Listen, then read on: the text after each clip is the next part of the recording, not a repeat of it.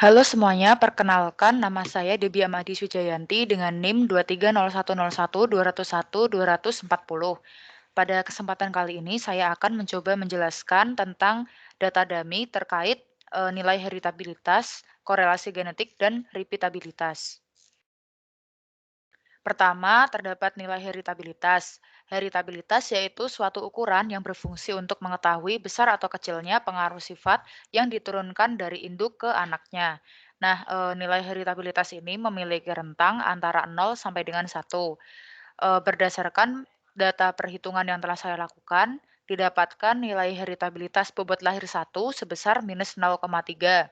Nah, nilai heritabilitas ini tidak termasuk ke dalam rentang 0 sampai 1.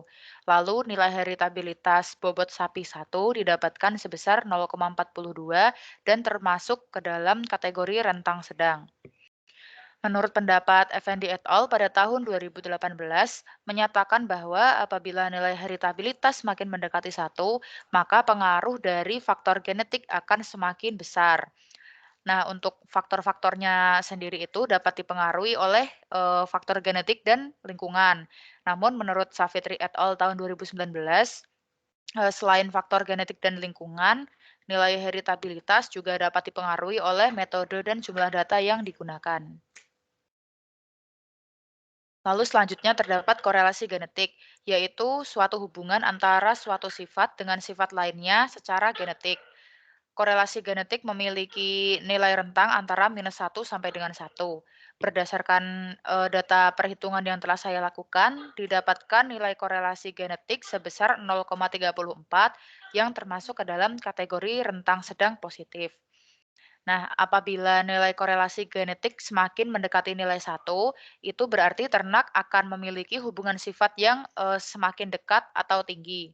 Menurut pendapat Sumadi et al. Pada tahun 2014, korelasi genetik dapat dipengaruhi oleh beberapa faktor. Contohnya jumlah sampel data, keragaman lingkungan yang berbeda, dan frekuensi gen. Lalu yang terakhir terdapat repeatabilitas. Repeatabilitas merupakan salah satu parameter genetik yang bertujuan untuk mengetahui tinggi atau rendahnya penurunan sifat produksi dari generasi ke generasi selanjutnya. Repeatabilitas memiliki nilai rentang antara -1 sampai dengan 1. Nah, repeatabilitas ini sendiri dibagi menjadi dua. Yang pertama ada antar kelas, lalu yang kedua terdapat dalam kelas. Berdasarkan perhitungan yang telah dilakukan, didapatkan nilai repeatabilitas antar kelas sebesar -0,14 dan termasuk ke dalam rentang rendah. Sedangkan nilai repeatabilitas, dalam kelas didapatkan sebesar -0,25. Nilai ini juga termasuk ke dalam rentang rendah. Nah, berdasarkan kedua hasil yang didapatkan, hal ini berarti bahwa kemampuan ternak untuk mengulang sifat produksinya tergolong rendah. Menurut Kubangun et al. Pada tahun 2018, semakin tinggi nilai repeatabilitas, maka akan semakin tinggi juga kemampuan produksi ternak pada generasi selanjutnya.